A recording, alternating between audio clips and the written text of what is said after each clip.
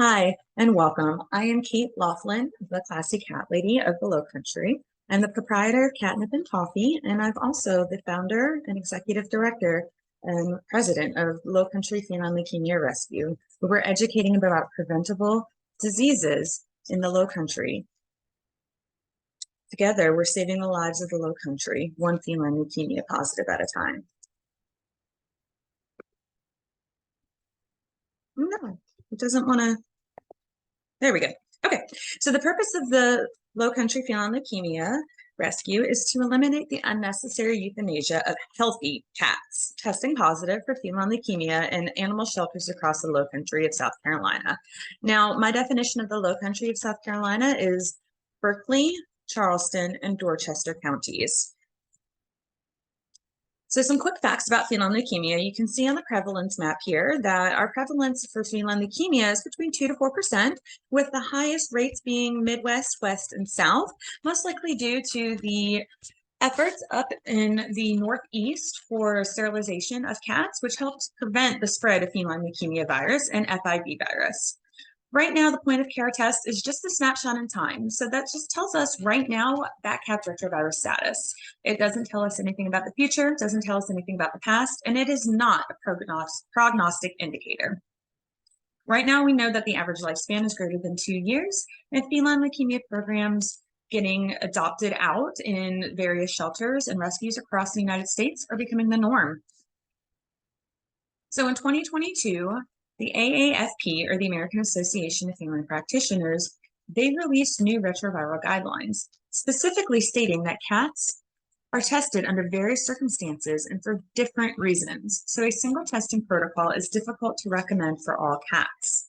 So as you can see in the diagram on the right-hand side here, when a cat is exposed to feline leukemia, one of two things happen depending on that immune system. If they have a weaker immune response, they're going to test with a higher feline leukemia antigen and a higher feline leukemia provirus. If they have a stronger immune response, they're going to have a decreased feline leukemia provirus and a decreased feline leukemia antigen. Now, what we do know, those levels may change depending upon the cat's immune status. So that's going to change over time. That's not a one and done. They test one way and they stay that way. It is very fluid. So it's easier to think of it like feline herpes virus. Depending on what their immune system is doing, it really depends on how that virus is manifesting in them. Sorry, my buttons, there we go. So what hasn't changed? Before we talk about what has changed, let's talk about what stayed the same. We know it is safe to house, hospitalize, handle, adopt, and care for feline leukemia cats. Basic common sense precautions can stop the transmission between cats. And we can hospitalize them in the same ward as negative cats as long as we don't allow direct contact. So there hasn't been an official study, but universities and testing facilities, research facilities, have housed feline leukemia positive cats literally next to feline leukemia negative cats with nothing more than a chain link fence between the two groups. And those leukemia positive cats never spread leukemia to the negative cats. So just a simple barrier between the two is sufficient to stop the spread of the virus. Our TNR and RTH cats should not be routinely tested. Although the leukemia vaccine is not considered a core shelter vaccine, it is considered effective and it should be considered an important vaccine for those at high risk. Our ELISA test, aka the IDEX SNAP test, remains a recommended point of care test. And it is still not recommended to house feline leukemia positives with feline leukemia negatives. So our new testing recommendations. For point of care testing, whole blood is best. And this goes without saying, use the test as directed. If it says to warm it up for 10 minutes prior to use, warm it up for 10 minutes. If it says to use whole blood, use whole blood. I have seen some crazy things done with tests in the past. I've seen them used on opposite species, parvo tests for dogs used on cats, testing for feline panleukopenia. I have seen parvo tests used rectally when it says to use just on fecal matter. I've seen them used on saliva. I've seen all kinds of things throughout my 19-year career. Use the test as directed for the most accurate results. Our number one test is the SNAP combo test, again, that ELISA test. The second test is the witness, and not recommended is the vet scan. And this is due to the sensitivity and specificity of the test results. So right now, the recommendations for circumstances of testing is to no longer test on cats, all cats on intake. We only recommend testing if a cat is going into group housing, if they're having a procedure performed. So they need a surgical procedure. They're having some kind of advanced testing done, something beyond our basic test or procedure that is across the board standard care for our shelter animals or rescue animals, or of course, if an illness is present. We always want to know retroviral status on any sick cat. However, if they are staying single housed, we don't want to test them. And again, it should go without saying, one test per cat. Don't batch test the litter or the clouder. We can't assume one negative means all are negative and one positive means all are positive. Queens are known to parent other cats in a litter. So it is possible that a queen is parenting a young kitten and spreading leukemia to that cat through the grooming. And the other cats in the litter don't contract feline leukemia because their mother was in fact negative. So one test per cat, don't batch test. There's some new classifications. We are now down to 3. We have abortive, regressive, and progressive. How you fit into those classifications are still the same. So abortive, the immune system eliminates the virus, no shedding, no clinical signs. Regressive, we cleared viremia, our antigen is negative, but our PCR is positive. We can still spread via blood transfusion or if virus reactivates. And of course, we have progressive where we're actively shedding the virus. We've undergone second viremia and infection of the bone marrow, and we have a shorter survival time and succumb to feline leukemia-associated diseases. Of course, we have our discordant cats that move between the stages. And because of all of this, it is sometimes confusing, very expensive. And then we have those discordant cats that don't really know what they want to do. So it is recommended for a one and done testing scenario in the shelter. It's considered appropriate and now recommended. And I apologize, I am doing this in my cat lounge of my cat cafe, and there is a tussle going on over a food bowl right now. So I talked about PCR testing and discordant cats and regressive versus progressive versus abortive. How do we know what classification that cat falls into? Well, we now have a test bundle that gives us a prognosis, but it's recommended to really do that under the care of a routine or veterinarian, the regular veterinarian, your private practice veterinarian, not the shelter, just due to the cost associated with this test. So it's an IDEX test bundle, and it combines a feline leukemia antigen via ELISA with a feline leukemia quantitative real PCR test. So both tests are run together, and it's only done on cats that have tested positive on their feline leukemia point of care screening. So if their antigen through the lab paired with the PCR is negative, they're considered abortive and they have a normal lifespan. Now, they fall into regressive category if that antigen comes back negative with a PCR less than 1 million per ml. That gives them a plus or minus kind of average lifespan.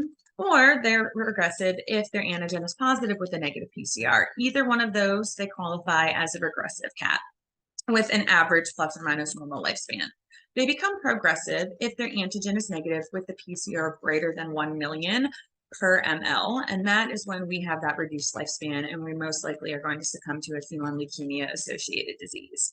So this is really good to know for those cats that tend to be sick frequently. We have a client that's very, I don't want to say overzealous, but just really concerned about their cat and they want to know what to expect. They really want that classification of regressive, progressive, or abortive.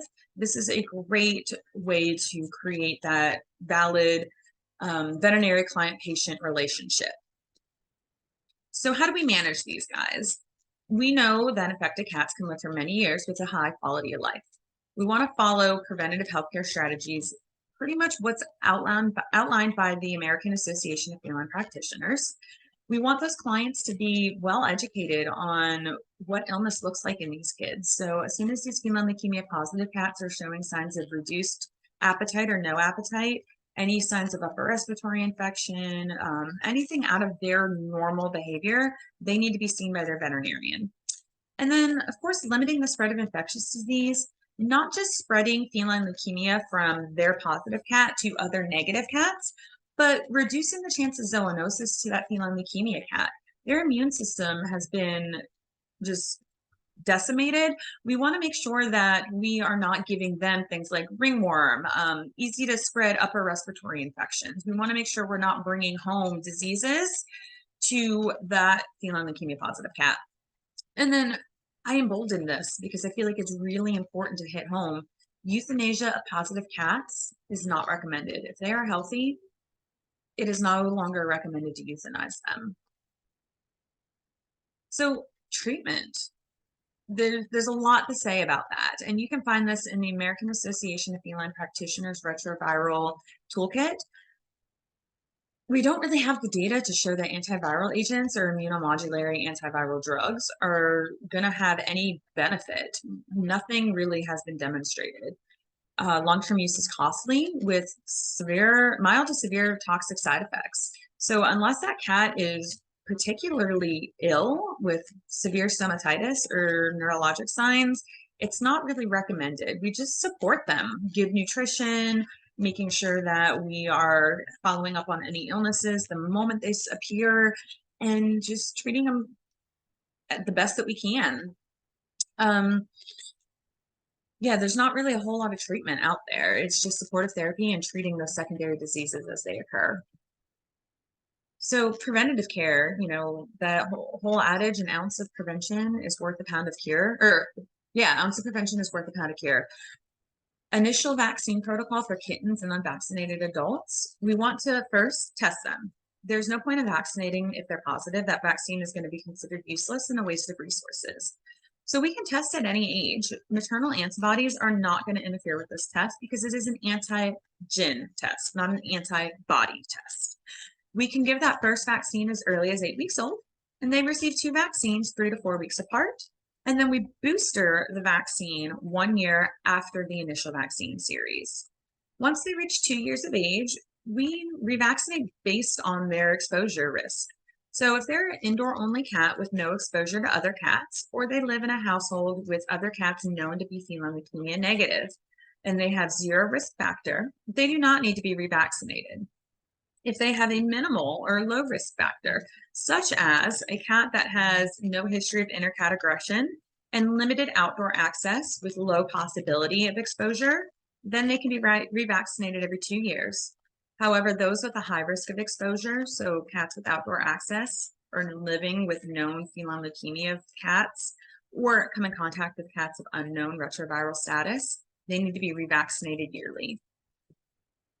So some resources here I have found phenomenal. Of course, we have good old American Association of Feline Practitioners, good old cat vets, Maddie's Fund, and they actually have Maddie's University, where I took this free continuing education lecture called Feline Leukemia Testing One and Done for Everyone.